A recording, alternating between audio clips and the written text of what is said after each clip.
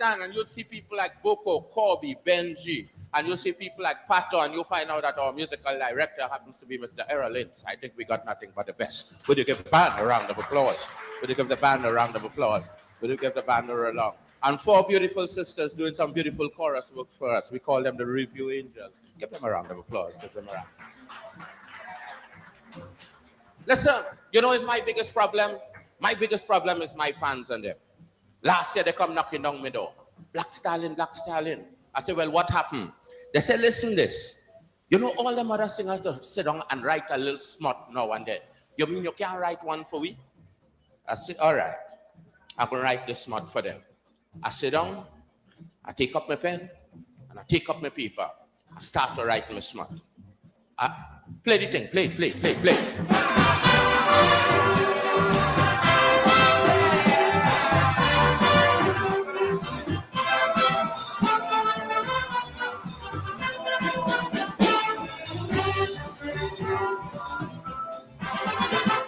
1983, my fans beg for a favor.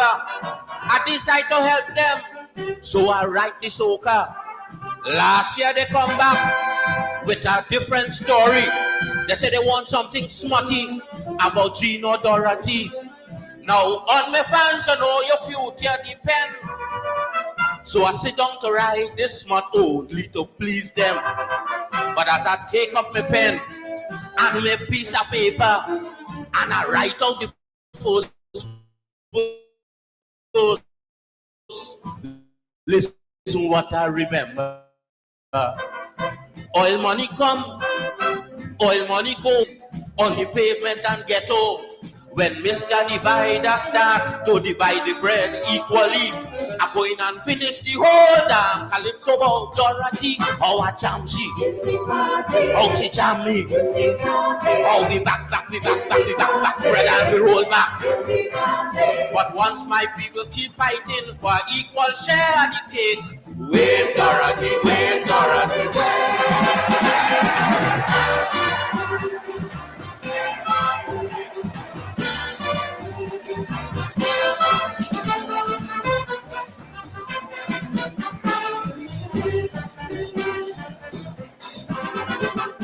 I take up the challenge just to prove to the lot. I decide to show them I could write a smut about this Dorothy woman who come down to the island and we happening with Bachi when we come out the steel band.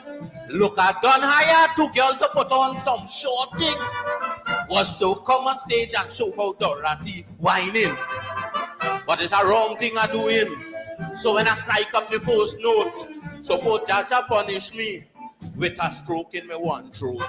Because the Ku Klux Klan office still Alabama, and in Brixton, England, my people still under pressure. Anytime I see that South Africans are free, I go in and finish the whole damn calypso about Dorothy. Oh, what jam she? And she jam me. Oh, we back, bread and we roll back. But once my people keep fighting with so much children life at stake, wait, Dorothy, wait, Dorothy,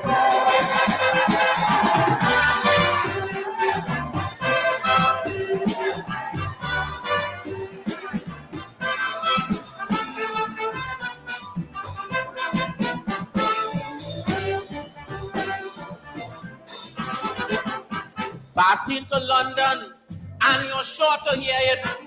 They just call calypso music, rum music. They say all entertainer today using the culture to help the people plan a better future. In this world today of nuclear and revolution, the calypso man still singing about rum and woman. But I'm just making sure that when they run in the big mouth, it's the Black Stallion music that they talking about. Because them politicians still can form a federation. So much meat in the hole in. Caribbean people still suffering. Anytime I see a true West Indian unity, yes, I go in and finish the whole Calypso bomb Dorothy. Oh, she jam me, and I jam she. Oh, we back, and we roll back. But once my people suffering with so much children life at stake,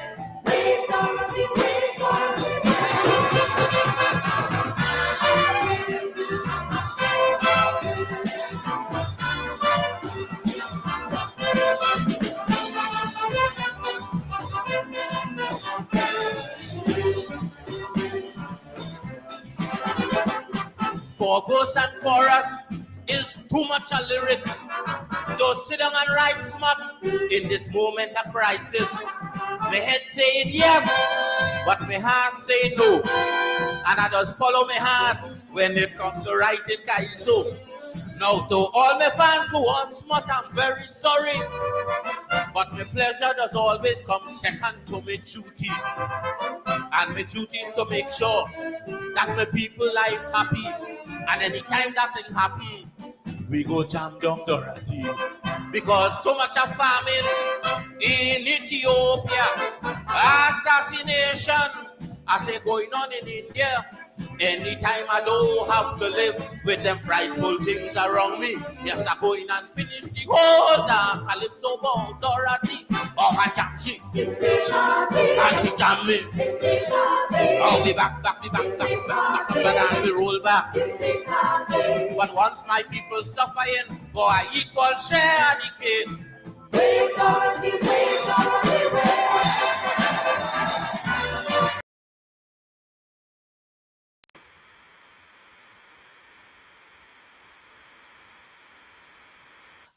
the black man himself, Leroy Calise, the Black Stallion. Wait, Dorothy, wait.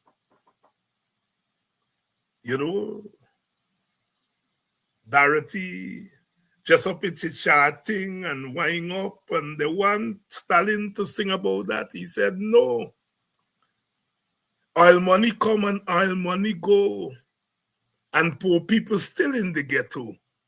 When Mr. Divider start dividing the bread equally, then I'm going to go and wind up on Dorothy. Until then, wait, Dorothy, wait. The Ku Klux Klan man still in Alabama. Famine in Ethiopia. And you want me to wind up on Dorothy. Until there is racial justice in the world, wait, Dorothy, wait. Democracy under threat in Guyana and other places. And all you want me to talk about Dorothy until the opposition and all of us have an equal place at the table and run we country together. Wait, Dorothy, wait.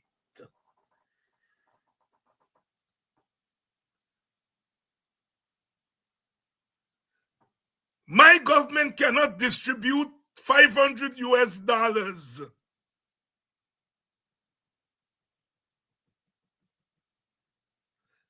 Every day they're coming up with something new. When we tell them they got to go to the National Assembly for the money, Nandal ask if everything we got to legislate. Then they crawl to the National Assembly. And then when they get there, they realize they can't draw out all the money. They say, next year budget. So people aren't going to get the money till after the budget. And when me government can distribute $100,000, you are telling me I must go and wind up with Dorothy? Until our people can get an equal share of the oil revenue windfall. Wait, Dorothy, wait. Wait, Dorothy, wait. All you see what them Suriname is doing? The island coming till 2028, but the Suriname is already put in the people bank account. Money that coming till 2028. The Suriname is getting a little royalty. They divide it up, put it in an account.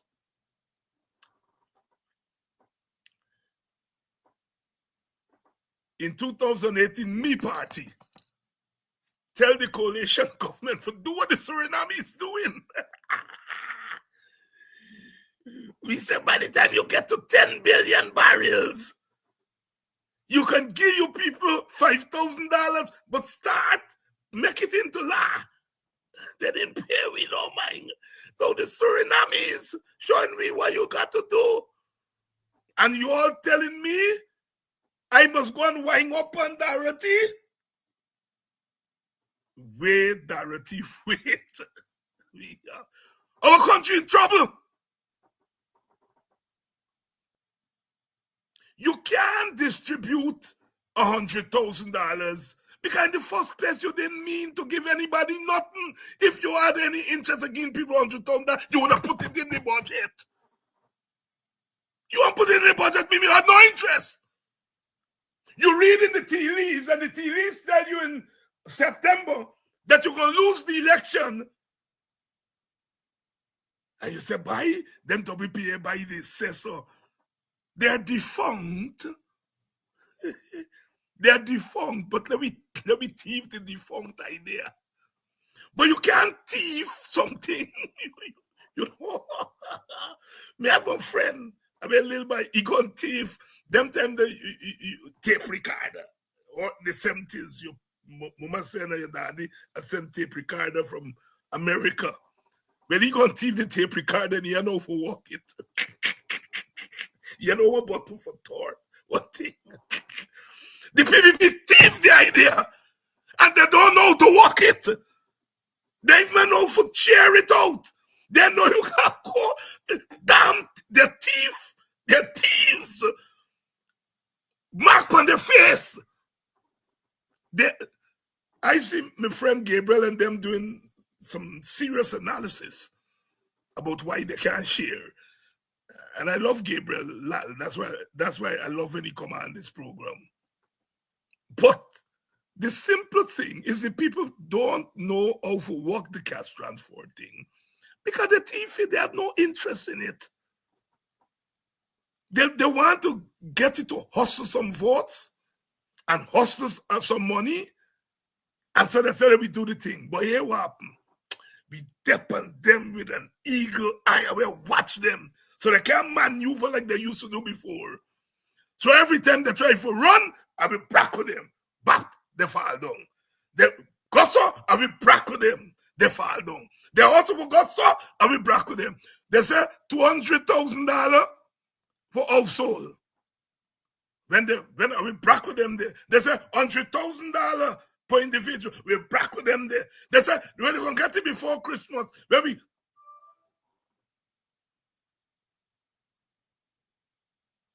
Thief man just buy the thing and sell them quick because your thief stereo, you don't know how to work the stereo, it's no good to you. And that is what we are up against. A set of rascals who don't know nothing about nothing. Good evening to you all and welcome to Politics 101. I'm not a comedian. And so I don't like to make fun, but oh Jesus Christ, if this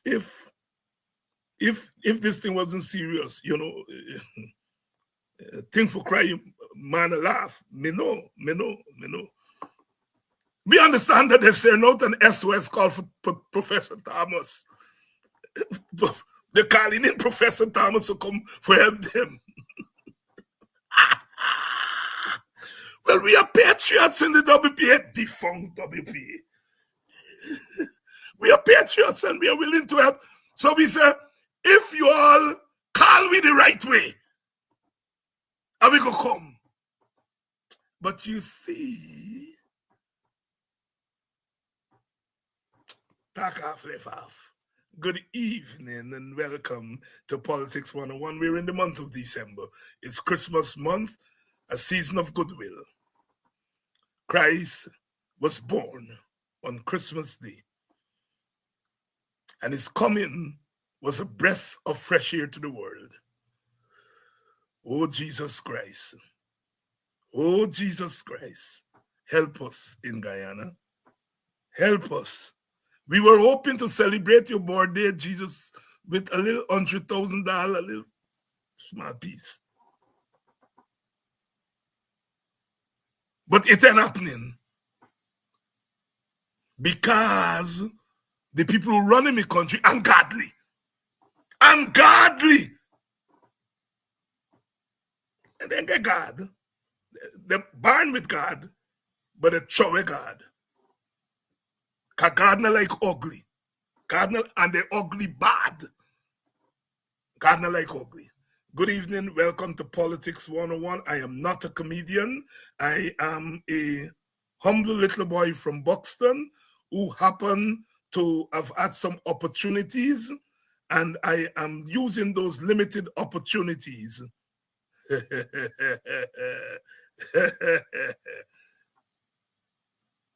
Make I watch the time because I don't want to take away GHK Lall time. You all didn't come for me tonight. You all come for GHK Lall. I'd like to thank all of you all who have contributed to our program. It's a season of goodwill, sharing. Jesus was a hell of a chap. You know, he got one fish and one bread. He meet them with and he do his thing. And he gave fish and bread for feed everybody. So in the spirit of Christ, please contribute to our program. Some of you have already done so. God bless you all.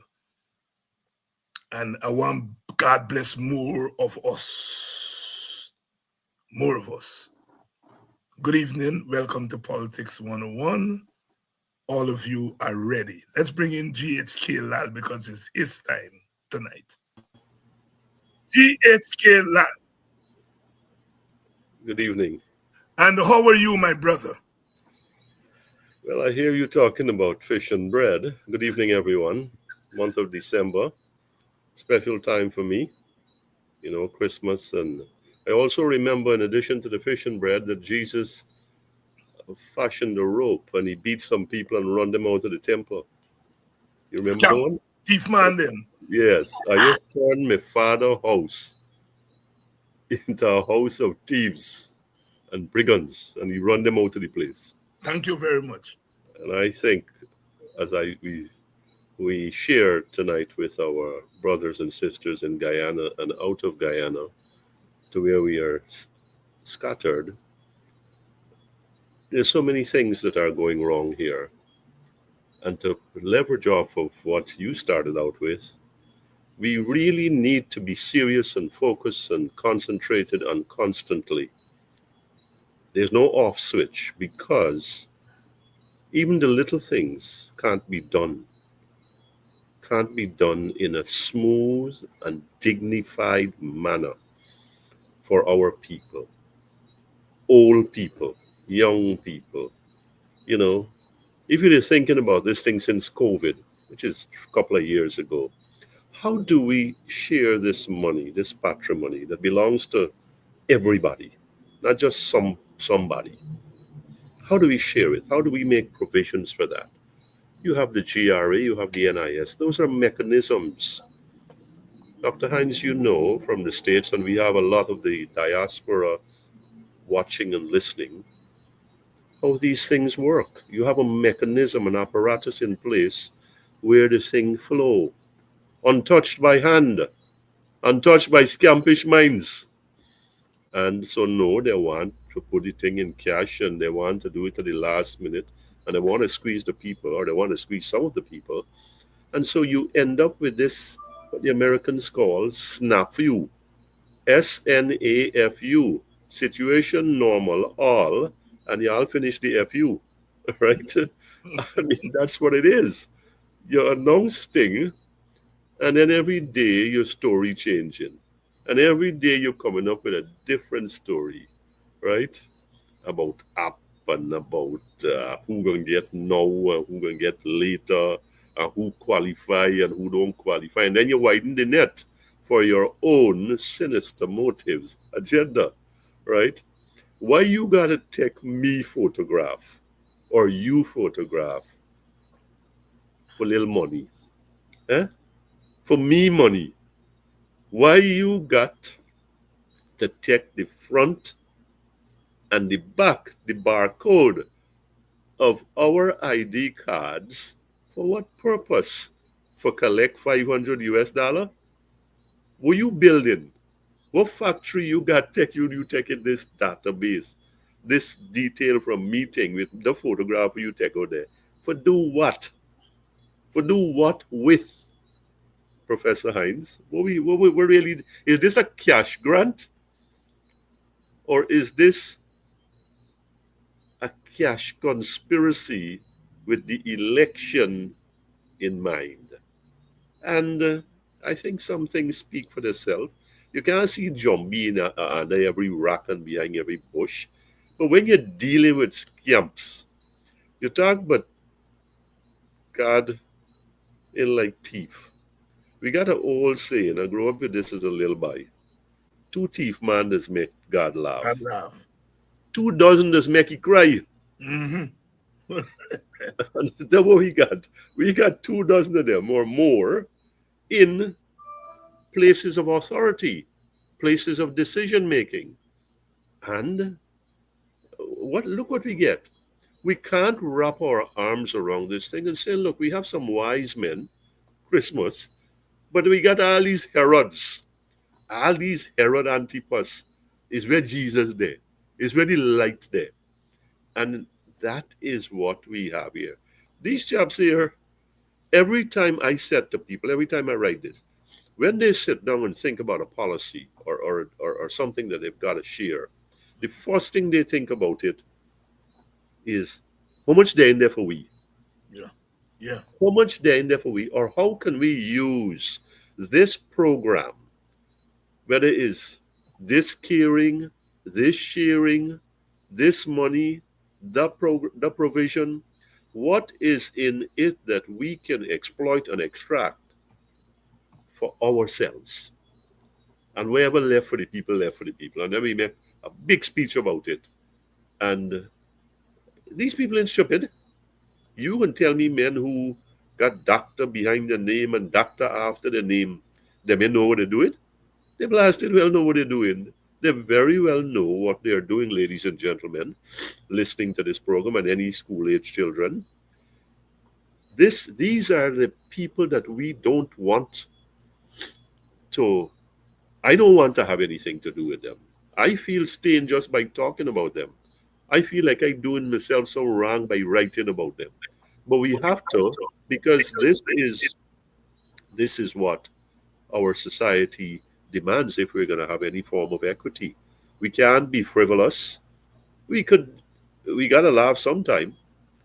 Because I'll tell you one thing, I'm not going to allow these guys to drive me crazy. I come here, I just tell people, I come back to Guyana for sheer stress, right? Me come for tech stress, and there's right there. And so, we're in December. People should have been sitting back, leaning back and say, look, it's 100,000.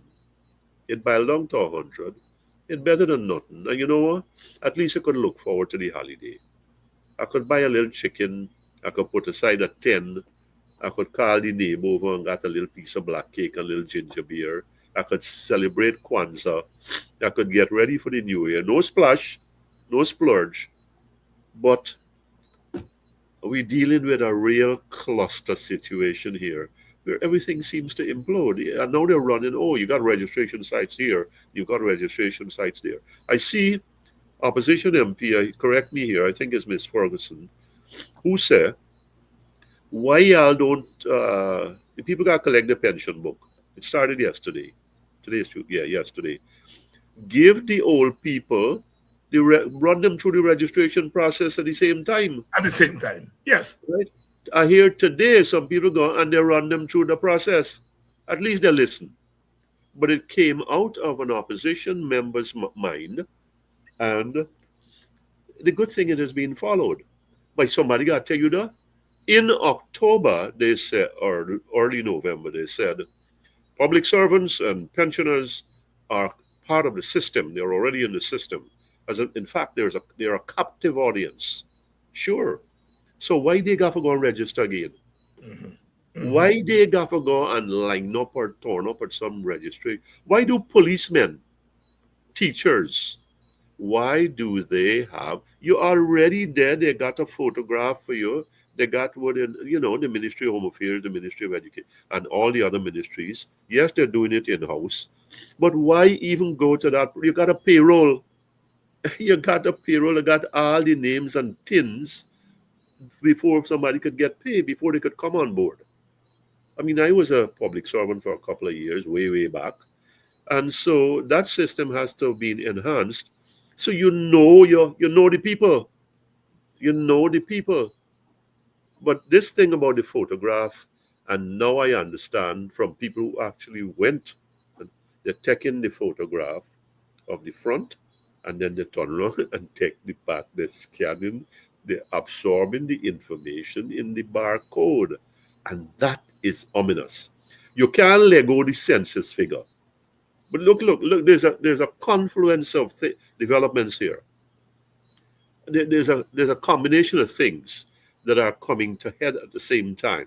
Elections, they're around the corner. You got the census done a good while now back. I think it's 2 years, and you can, for the life of you, come out and say, "Look, this is the number," because you're frightened, and the number tell the story. So now you're coming up for trying to buy some votes, and you come up with this long-winded, torturous process that really, I think, is going to rebound in their faces. And then you bring them and say, "Oh, y'all these who live in New York, you come back here, and I collect the 500,000, the 500 US, and but you have to register. For what purpose I go to again?" And on the last program we met, you said, "This is how the thing will work." And now this registration here and the actual elements of the registration is ringing in my head and say, this not good story. This something wrong. This not go right here. And that is why I think that the opposition has to be very, very vocal, very vigilant and very vocal here now. The PPP has its back to the wall. It is cornered, and it is not going to stop at any one measure. GSK, now you've touched on the opposition, and we can bounce back and forth because there are a couple of the things I want us to talk about this cash grant. But you've mentioned the opposition, all right? You yourself have been writing in recent times about the condition of the opposition parties, mainly the AFC and the PNC. There are some of us who are still opposition parties, but we understand that those are the two that your analysts tend to focus on.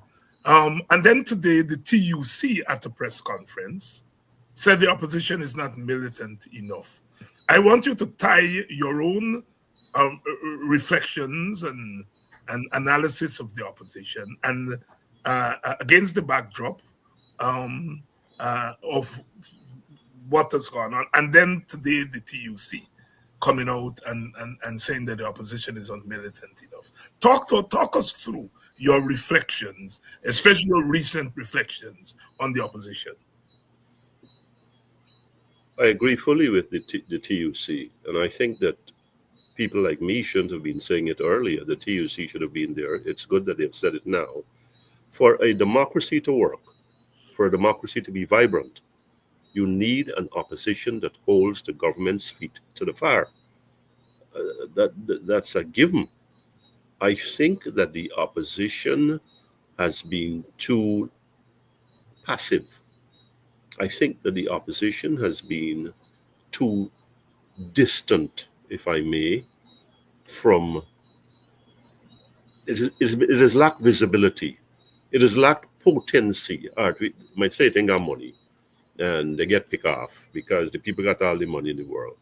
But I think that an opposition in this crunch time, where its people, where the Guyanese people, in a broader perspective, are struggling to survive daily.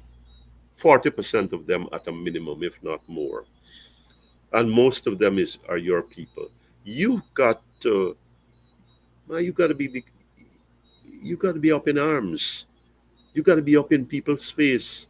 You got to be flooding the media. You got to mainstream, and I don't know about social media. You got to be using the tools that are in use right now to get your messages across, and to pound at the government relentlessly using a combination of truth, thoroughness, temperateness, and thoughtfulness. You've got to be wise about this. I mean, everybody wants to go after Exxon. I think they should leave that to me. And the fact is, the opposition, I think its supporters has to hear its voice more, because when the supporters hear its voice, then the government hears its voice, whether it wants to or not. I would say something on this ear that really hurts me to say, but I've got to say it. When I mention certain names in the opposition people start cuss. They start cuss. Don't mention them names to me. I say, but this is the reality. This is the story. This is what is there. And this is what has to be worked with. The people are irate. These are not PPP people. So I think that the circumstances are ripe. People are dispirited. People are frustrated because they see their wealth being shared, and they are being overlooked and bypassed. And they're saying enough is enough, and this has gone on for too long. And I agree with that. The government has made no bones about reaching out into the broader Guyana. It talks about one Guyana, into the broader Guyana, and say, we are one. We are truly one. And this is how this thing is going to work. This is how these programs, there's not this big skew towards sugar, and whole sets of communities are abandoned to their own devices. So when the TUC, which has labor as it's calling, can come out in December, early December, and say the opposition needs to be more militant. Depends on how you define militant. I agree with it. It depends on how you define militant. There are shades of militancy. Do you start low and do you escalate? Whatever you do, you must be able to control that militancy. You must not let your opponent dictate it for you. And here's this: haves and have-nots. Who are in the majority, almost exclusively the have-nots. We started out with Black Stalin. We can't talk about, I don't even want to talk about cricket and football.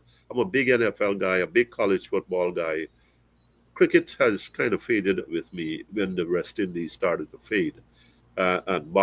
All sports, as a matter of fact. But really, my heart is not into that. And as you know, Dr. Hines, my hat is not in any ring with any political party that I am contesting anything. But I am doing my part. I'm doing my part as a voice out of the Roman Catholic Church that fought for social justice a while back, when you were fighting for social justice, and you are still fighting for social justice. I'm a late comer to this thing, and let's let that be on the table.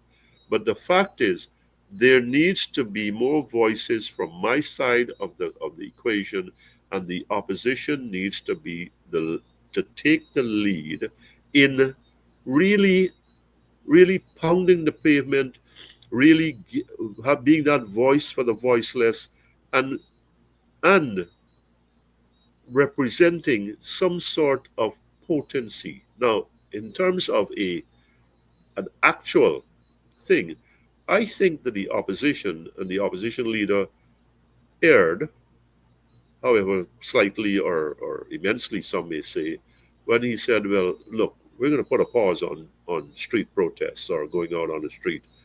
I think you've got to consider very carefully how you are going to use that, and if you are going to take that away. He advanced certain reasons, infiltration, money, and you can't compete, and so on and so forth. And but I still think, notwithstanding all of that, that I have to use what I have at my disposal to let the world know, let the Guyanese people know, let the civil society know, let the world know at this time of plenty, relative plenty, that there are people in Guyana that are not part of the table. They are not in the room. They don't have a. They're not even in the room. So we cannot even begin to talk about a seat around the table. And that has to change. And that has to change. And that message has to be pounded day after day. And I thought that you got to be in the media. You got to maximize the media. And different medias have different audiences. You've got to lead that. You've got to seize that ground. You've got to be on the street. You've got to keep the pressure in the communities. You've got to rally your people. Now I know these things take money, but I'll tell you, you're gonna have to find it. You are gonna have to find it. And because like the government, the opposition has a sizable proportion of people in the diaspora, I think that that could be had. And I've had people tell me that we have offered to raise funds, and they haven't been taken up on that. So militancy for the opposition, I think the call is timely. Uh, it could have been earlier, but we'll take it now, because this government is about total control. It's about total dominance. And somewhere along the line, something has got to get in its face. Something has got to give here. And I think a militant opposition is properly harnessed, wisely, wisely utilized, is part of the key. GHK Lall here weighing in on the issue of the opposition, and that's been an ongoing debate. At the center of it is, of course, leader of the opposition, Aubrey Norton, who publicly took street protest as we know it off the table. Of course, Aubrey would be very quick to say that he did not take protests off the table, but he took a certain kind of street protest off the table. The jury's still out. The debate goes on. It comes back. The TUC has come out today and it has weighed in on that issue. The fact of the matter is that in our part of the world, when we talk about opposition, protest has always been very much synonymous with opposition, and street protests is something very Caribbean, very Guyanese. And so therefore the debate continues. GHK, let's shift slightly away from political parties and begin. Let's talk about civil society. It's a relatively new concept. What it means is that non-governmental organizations, as I usually tell my students, if you have a political space, part of it is for the government, part of it is for opposition parties, but there's part of that space in which people can organize outside of political parties, outside of the government, in what I call civil society space. In a country like Guyana, civil society is quite problematic because we are a bifurcated society and we have very deep opinions on both sides. I usually like to say, look, in a place like Guyana, you can both be partisan and non-partisan at the same time. In my own life, I try to practice that in the sense that I am very clear about I belong to a political party and I support that political party. And if that political party is part of the opposition as we are now, I'm an opposition person. But there is a line at which I say, I draw it here, right? Political parties have their limitations. There are certain things political parties are just not going to do. There are certain things that political parties are just not good at doing. And so, therefore, a part of me that believes in certain things, that you have to deal with it. You know, I just taught today in my class Bob Marley's song, Zimbabwe, in which he said, every man's chest, there beats the heart, right? And then later on, he said, Africa, unite, unite, um, and liberate Zimbabwe. So on the one hand, he's partisan. He's calling on African people to unite. But on the other hand, he makes a universal statement, which is that in every man's chest beats a heart. He's basically saying all human beings are equal. So he talks partisanship, African people unite, and then he says, but there is a universal principle that we are all equal. And so I think even if there is not a civil society in Guyana that is quote unquote not on either side of the political divide, because in Guyana, whether you're on one side or the other, people put you on one side. GHK Lall criticizes the government, he gotta be PNC, he gotta be AFC, he gotta be opposition, right? He criticizes the opposition and, he gotta be PPP and so on. So people, whether you like it or not, put you in these silos. But I think the point I'm making is that there is a civil society instinct in our society. All right? I grew up hearing people say, me not like advantage taking. And even if your child is taking advantage on somebody else's child, you step in. You may not say it in public, but when you go home, you're wrong. You should not buy, right? So I'm saying there is a civil society instinct in all of us in Guyana. And that is why I believe there is a civil society in Guyana. Probably not in the classic sense of what civil society means in Western society, but in ours. Take your analysis of the role that civil society should play in Guyana from against the backdrop of my attempt there to kind of locate civil society in Guyana. Well, civil society is this creature of convenience. It's also a creature, an entity of power if it's well constituted.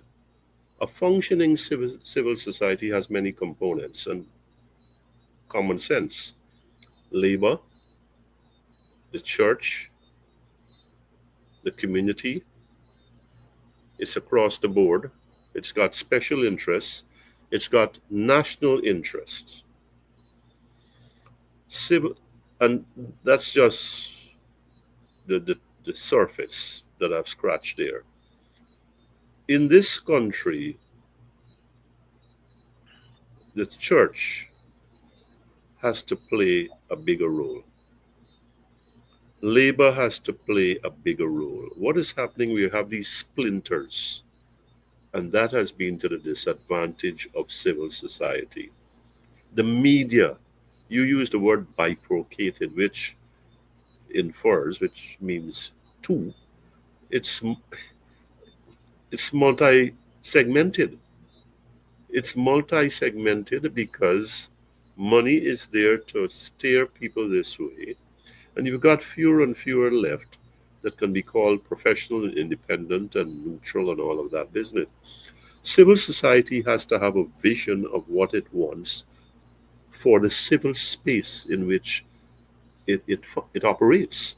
It has to have a vision of the kind of society. You mention that even when it's our own child. I think we have that streak within us. We all do, whether it's a PPP man, PNC, with the worst of us, the best of us. You have that streak in you, and I call it conscience. You call it a basis, a standard.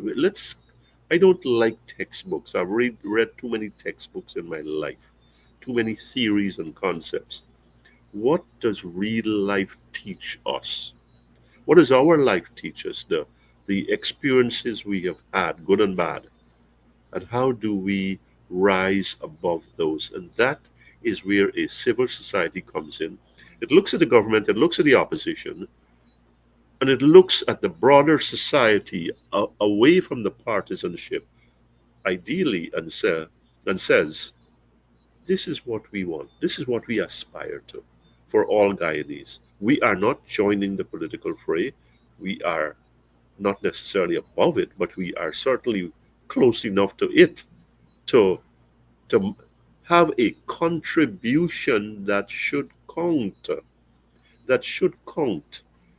And I think, given a society as, shall we say, razor thin, razor sharp, and deadlocked as Guyana, and as deadlocked, I didn't use the word polarized, as deadlocked as Guyana, civil society should not be the group or those John the Baptist type of people, those isolated voices that get crushed by both sides.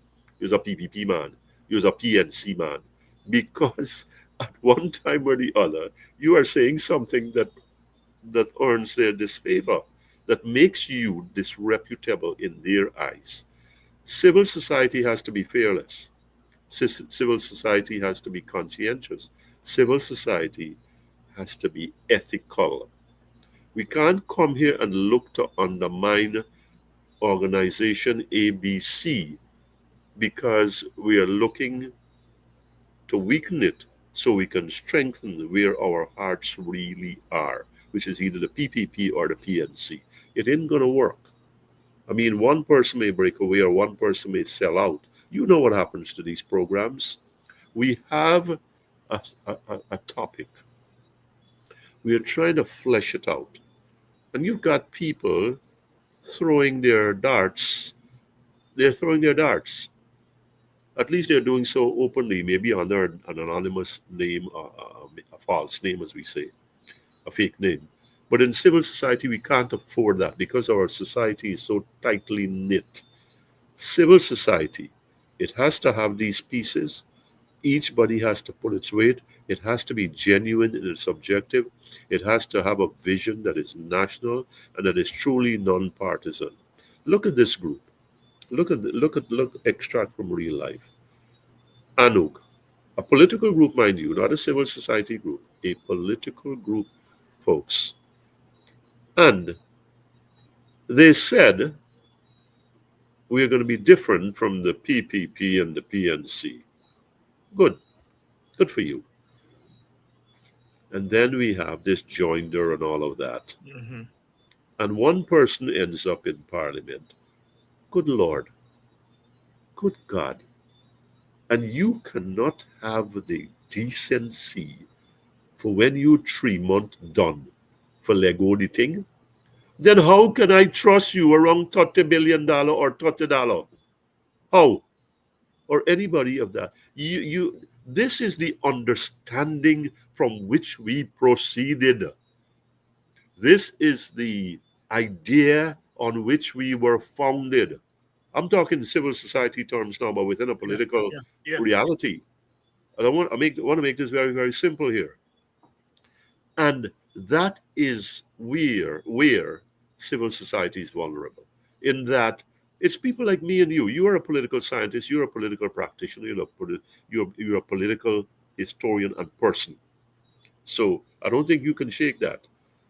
I don't know what I am except that I'm a citizen. I damn well know what I am.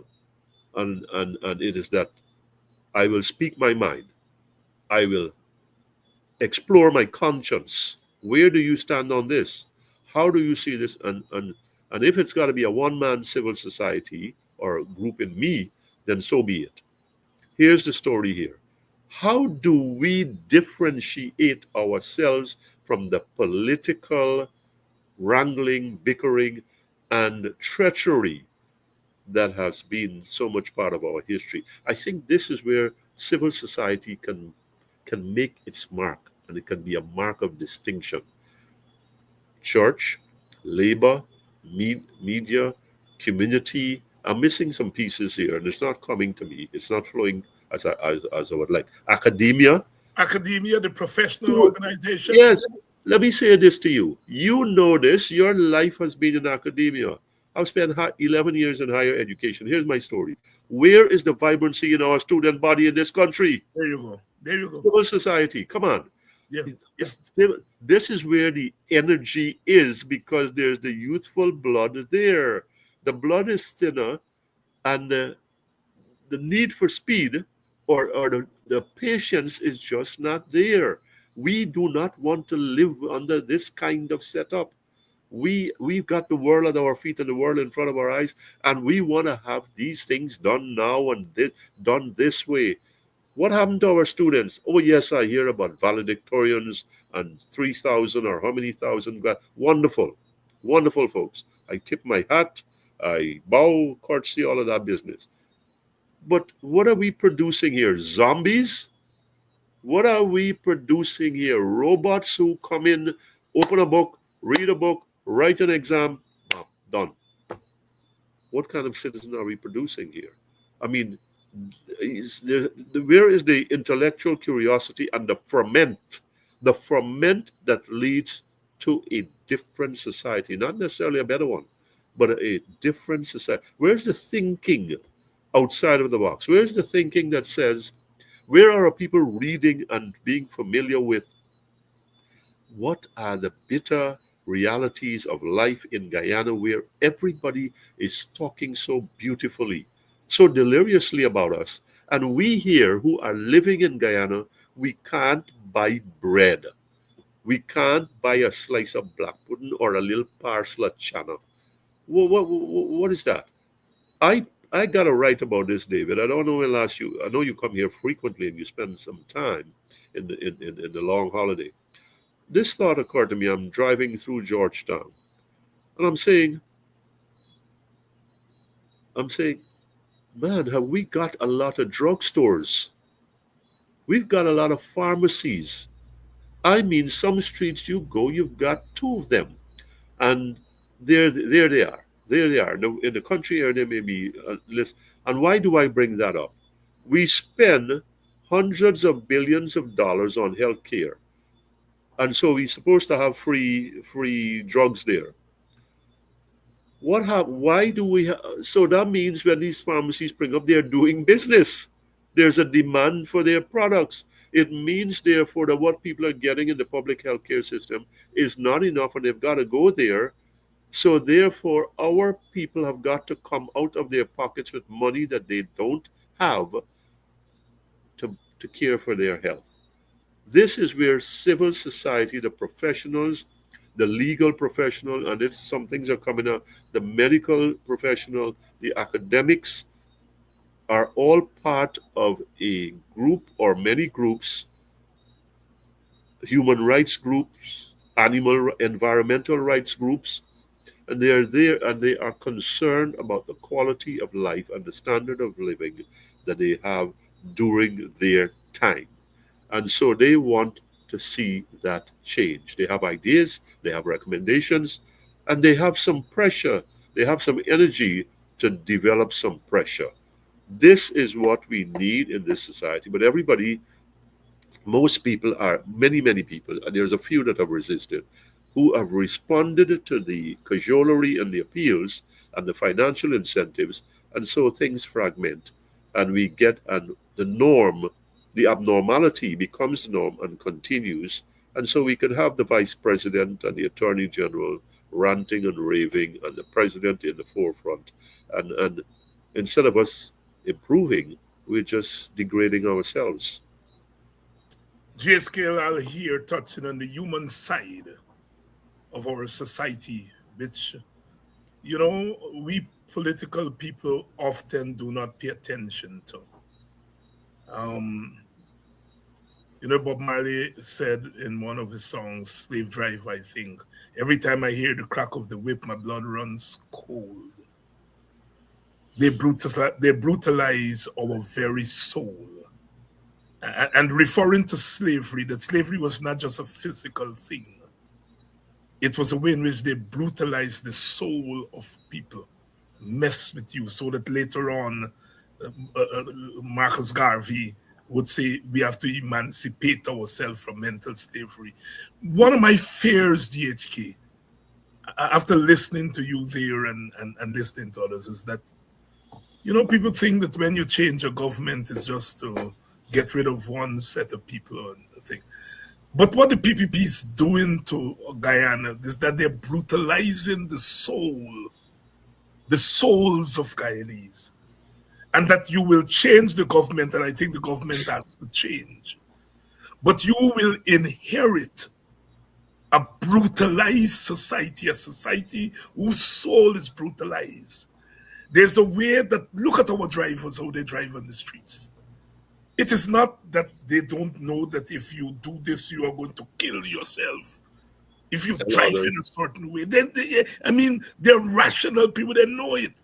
But there's a way in which the society brutalizes them to the point where they lose control of what it is to be normal on a given day. And that's part of what the PPP is doing. One of the reasons I get angry at some people who talk about crossover votes and the PPP is doing this. You just don't go into people's community and throw $40,000 on a fried rice to them and tell them, come and vote for me. It's a dehumanization. And they may go and vote for you. But what you have done is that you have reduced them. You have made them lose confidence in their own sense of humanity. You may get their votes, but after a time, they become so mentally and mentally and intellectually disheveled that they will turn on you.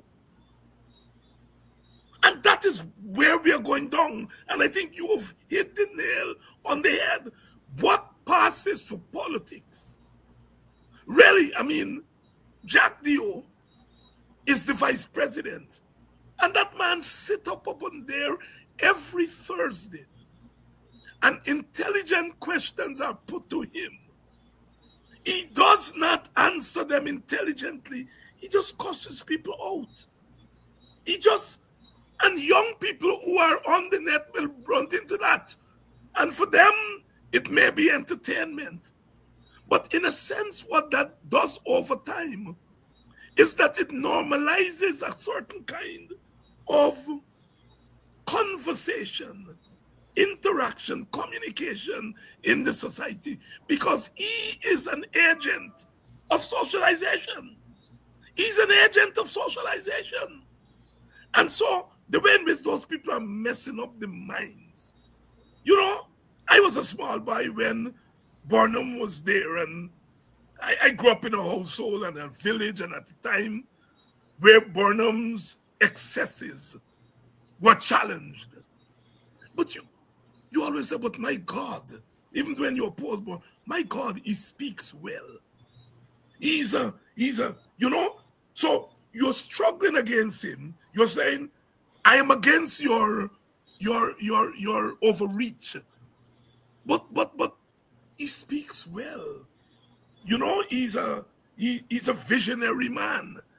He brings in national. So the point I am making is that even though you fought against Burnham's excesses, he did not make you lose confidence in him as a human being.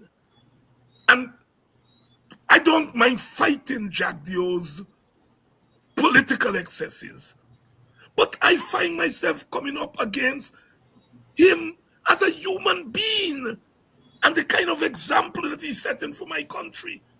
I think it's unparalleled in our history. Unparalleled. That man is destroying the soul of our country. And he's not alone because he's part of a government. And the way in which East Indians are forced to excuse it. And Africans are forced against their will to embrace it. And Amerindians. And so he ends up screwing up the soul of all of us. GHK Lall. Well, when you beat up on a people and they realize or accept their impotency, their powerlessness, they then beat up on one another. And the monster that you have created in time, maybe not that time, is going to fester and fester and undermine that society. Yes, And your time will come. that's right. I have looked, well, I don't really look at him, but every now and again I'm compelled by circumstances to look at some snippets. And I'm saying, forget about Vice President Dr. Hines. I am saying this is a former head of state. State. This is not the head of the Chamber of Commerce. This is not the head of some club, some prestigious club. This is a former head of state, and in actual fact, still a head of state. Still a head of state, but we'll not go into that. I think that adds a little flavor to our conversation and where I'm going. As he goes, his people goes. That's it. That's it. That's it. His people goes, and so we have close to 2/5 of a society that are drawn against their will into a cauldron, into a pressure cooker that they themselves are powerless to resist or cannot summon the will to resist, right? People tell me, you're knocking your head against a wall. I said, well, then it's either the wall gonna give or me head gonna give, Mhm, right? mhm, But mhm. I believe I'm here for a purpose and I have to fulfill the will of God, right? And I got my own destiny. We all have ours. That's my belief. And whatever that is, let it be, O Lord, but let me do it well. So here's the story. I would like for our brother, this may make some people cringe, and I am not preaching here, I'm being real. I'd like for our brother, Dr. Irfan Ali, Dr. Bharat Jagdeo, to develop an instinct to listen to blank out all the noise, all the political fervor, frenzy, and ask themselves, this Guyana over which you preside, what are you doing to it? How are you going about managing it? Forget about catch grant and all the other things for a moment. For a moment, what example am I setting for the people when I shout at others, when I berate others, when I go around questions and dissemble? I mean, politics is dissembling and dissemble so as to evade. What example am I setting for the students at the University of Guyana, for young public servants, that it is okay for this to be? Is he unconsciously or consciously desensitizing the Guyanese population to the point where it becomes numb? It becomes so jaded that they accept the abnormal as the norm. And then they embrace that. And so that obscenity is perpetuated. Look at our society. I'm glad you mentioned about roads. I put that in the cash grant. And I said maybe Dr. Singh, helicopters from home to work. Yeah. But he should familiarize himself, drive to work, and see what goes on our roads. Roads. Yeah. This is our civilization. This is an emblem of our civilization. If we treat each other on the roads like that, then what does that say about us as civilized people, as spiritual people, as people who are the most talked about in the world presently for Yeah. the last Yeah. 2, 3, 4, 5 years? Surely we have to have some more self esteem about us.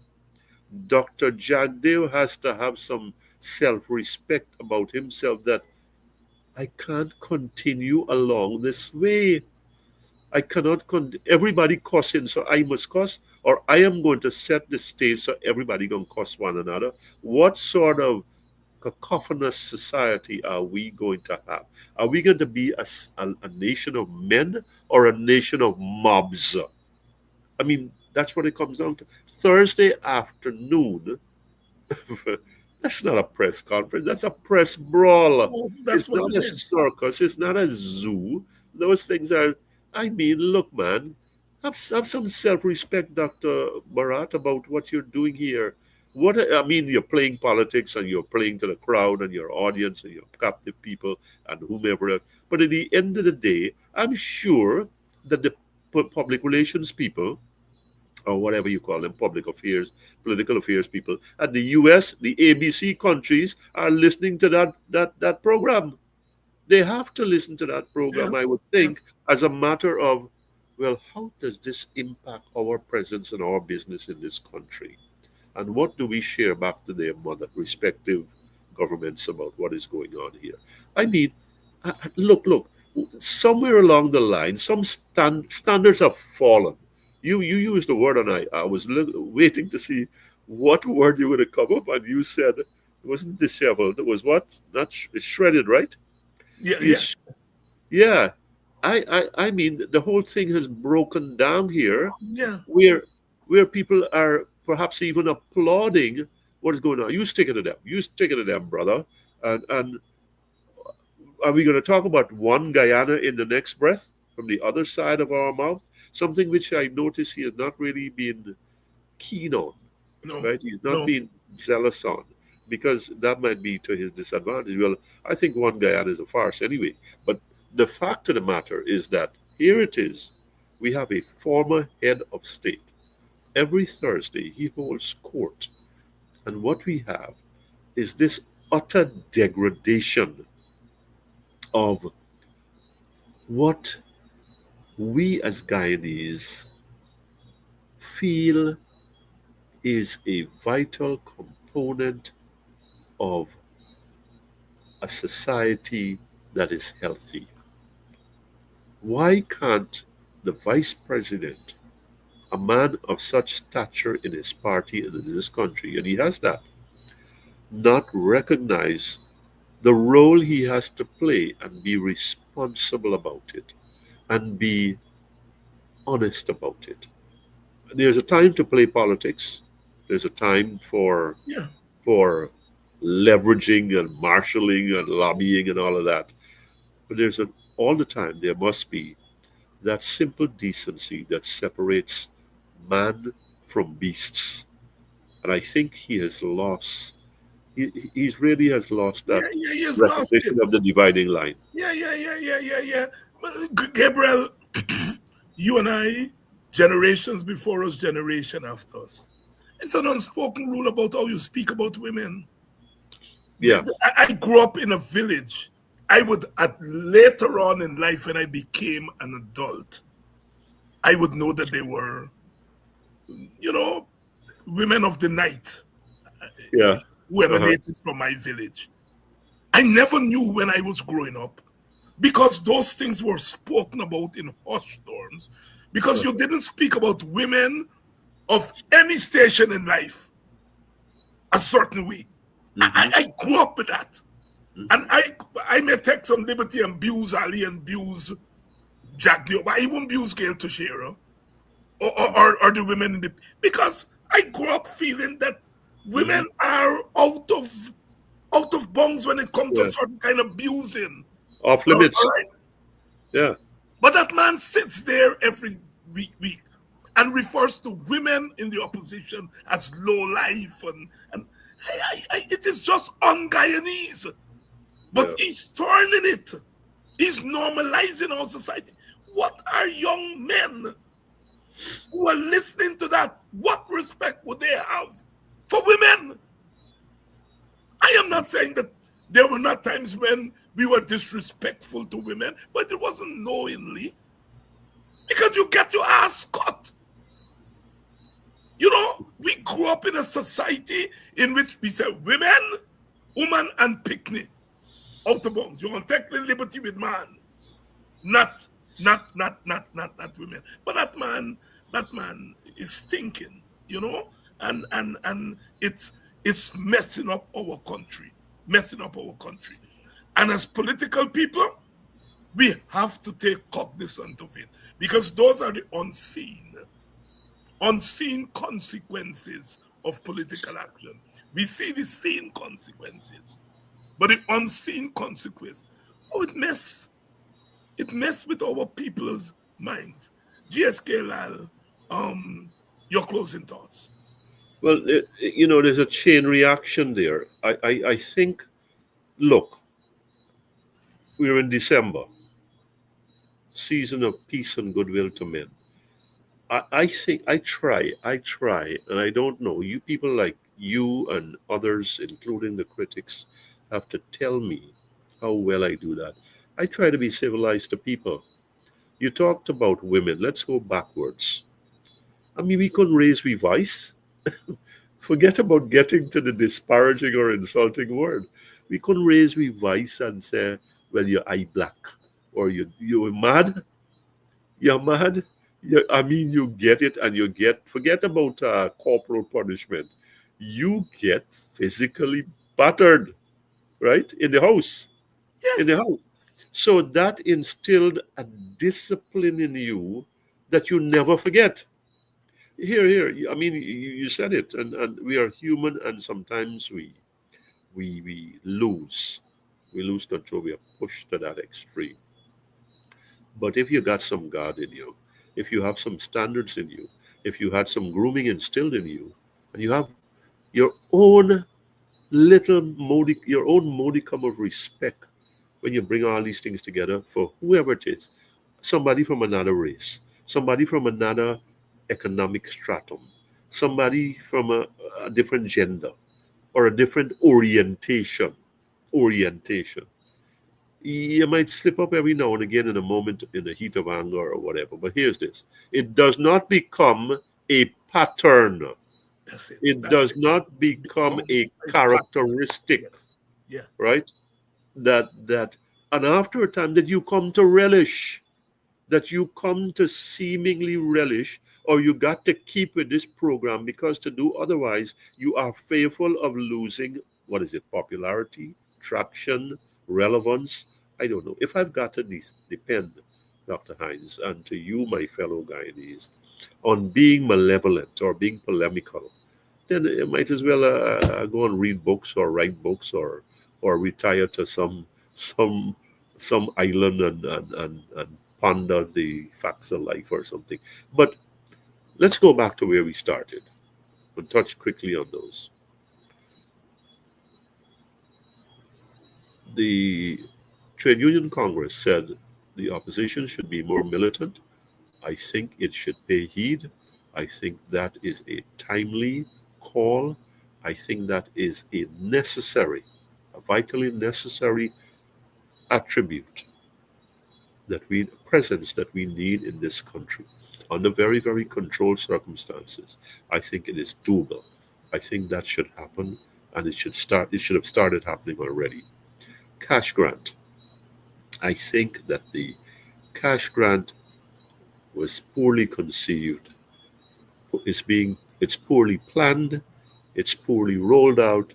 Every day, today alone, people send me about 4 or 5 messages about here and there and wherever and whatever, and it's being executed. The reports are coming in, and I'll sift through that for another time or another avenue somewhere. Now, one more thing I want to say before I go, and I'll cut it short. The opposition made a call or said that there should be involvement in procurement and state boards. And let's talk just procurement. Procurement is hundreds of billions of dollars out of our budget. Hundreds of billions of dollars. It started at 1.146 and it ended up at 1.271 trillion dollars. Trillion dollars.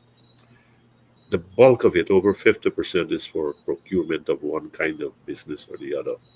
Here's this. The thing is riddled riddled with corruption. It starts at the tender board, it goes the oversight boards, national, regional. It's a public secret. It's who's locked out, who's favored, who's paid back, who kicks back, and so on and so forth. I think that an opposition presence is that eyes and ears, that balancing force that says, let us have that. So we now cannot just only talk that people making up story. We can say that it's happening right and that it's being stopped right there from happening. But there's a fear that the baby party can rock up and have to come to an end if you put an opposition presence there. That's why I heard Dr. Jack there talk about obstructionism and mischief and whatever. He got a ready answer, but he knows what he's shielding.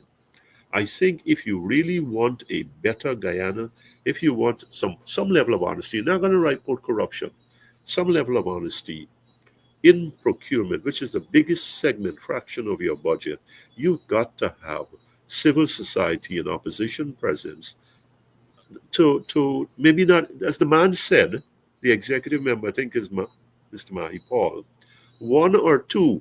We're not going to change the decision, but we are there. We're going to have some input.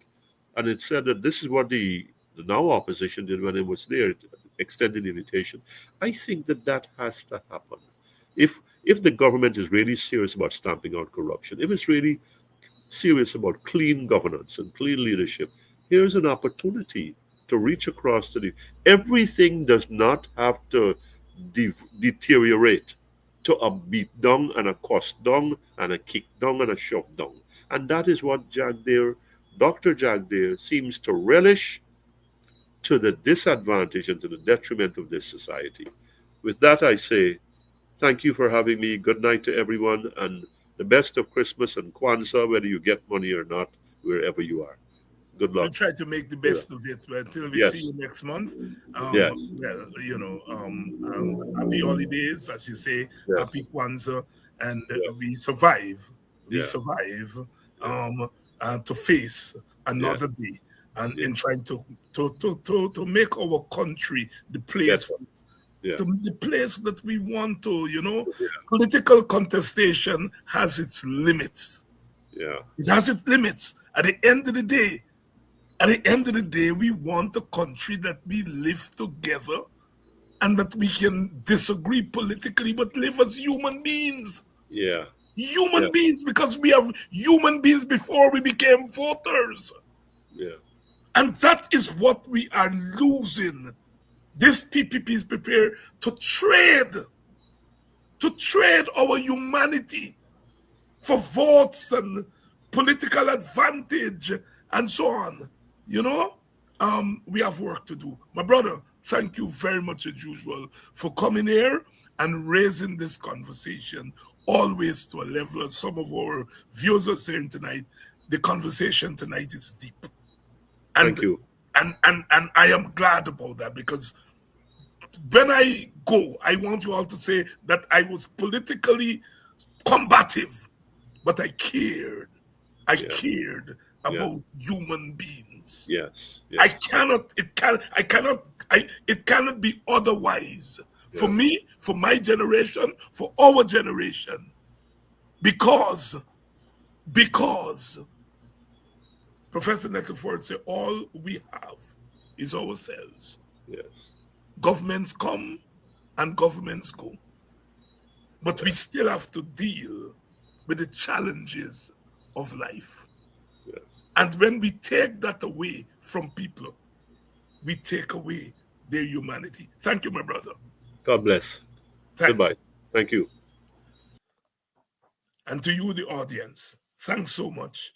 There are some evenings that we do it differently. Tonight, this evening was one such evening where we didn't do the red meat. We did another kind of meat, because the challenges we face in Guyana is saving the very soul of our country. They brutalize our very soul. And every time I hear the crack of the whip, my blood runs cold. Oh my God. We're a prisoner of starvation, prisoner of illiteracy. And we have to break out of that prison. So our struggle is to remove a government, but it's also to remove the curse that these people have put on our country. At the end of the day, I want to live in a country of people with conscience, driven by their conscience, not driven by political expediency, driven by your conscience. They can cuss me every day and say that I love black people, and I do. But the day black people put their hands on Indian people or Amerindian people, apart with you all. I love black people. I love what is wonderful about blackness. But the PPP is trying to turn our beauty into an ugliness. And that is why I'm fighting, standing at the gate every day and saying, not black people, not black people, not black people. We have been through too much for these people to come now and to corrupt us, to use the young people language. And even though some of you want to be corrupt, you all want to play the game, I think we have to stand at the gate and say, no, I am jealous of black dignity. And I would not let Jack Dion them come in and to mess up black people, which is what they are after.